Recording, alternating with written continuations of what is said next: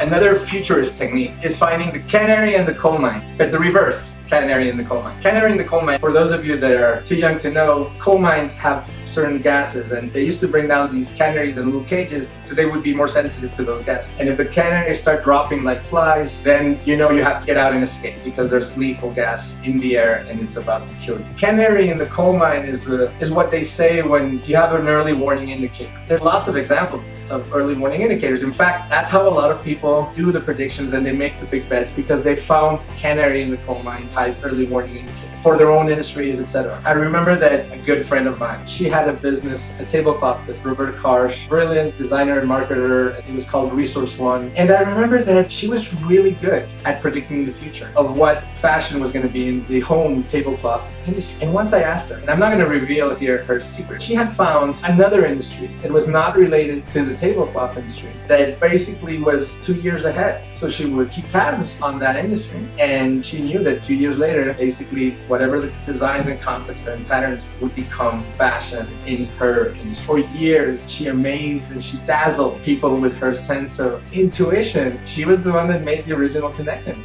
The magic is finding the right bird and the right early warning indicator. Unfortunately, sometimes these get overused. I remember that my dry cleaners was a great canary in the coal mine for the economy. She would know if the economy was up or down because she saw it in the types of suits that were coming through the door. I think the counterexamples are the shoe shine boys. There were stories about the shoe shine boys in New York just before the dot-com crash, basically giving you stock advice. And somebody said that if it actually gets to the point where somebody that has no clue of the industry is actually giving you hard advice and probably even investing his or her money there, that's a bubble. That's the moment to run, sell everything, and just go to cash. And I remember that the same thing happened in 2007 with shoe shine boys giving real estate advice, and oh my God, oh yeah, you have to buy, and that's where the real estate crashed, no? So this canary in the coal mine technique works really well for averting possible negative scenarios, but it also works well to create positive scenarios. You know, some of these futurists talking, they try listening to what's happening on the edge, you know, the whispers, because those whispers, those things that are on the edge, they're going to become future. Another one that was famous is the Japanese schoolgirls. So the Japanese schoolgirls were so trendy and so techy that whatever they were getting into was going to be a huge hit in the rest of the world, like with teenagers a year later. And the Japanese schoolgirl phenomenon became sort of that canary in the coal mine, that predictor. So not an early warning indicator, but a predictor, an early predictor of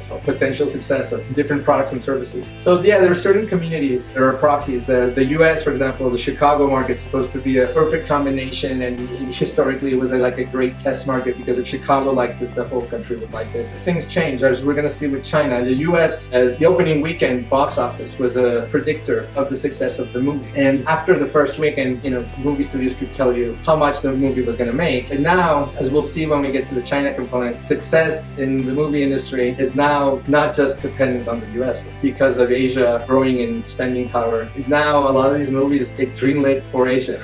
So we'll talk a bit more about that. But now the predictors change. I guess that predictor is now becoming more and more obsolete. But I guess the final message is that predictors change over time. So that's why it's not as powerful as some of the other futurist methodologies. And if you do get even a year head start or early warning or predictor in the world of business and in the world of AI, that's still an amazing head start. There's a lot of products and services in AI where China is leading the way. So maybe China and Asia is a place to look for future AI businesses, because they've adopted a lot of technologies much more than in the West, like digital pay systems and universal profiles. So it's going to be interesting to see that Asia may be a good predictor of what's going to happen in the West with AI. Only time will tell.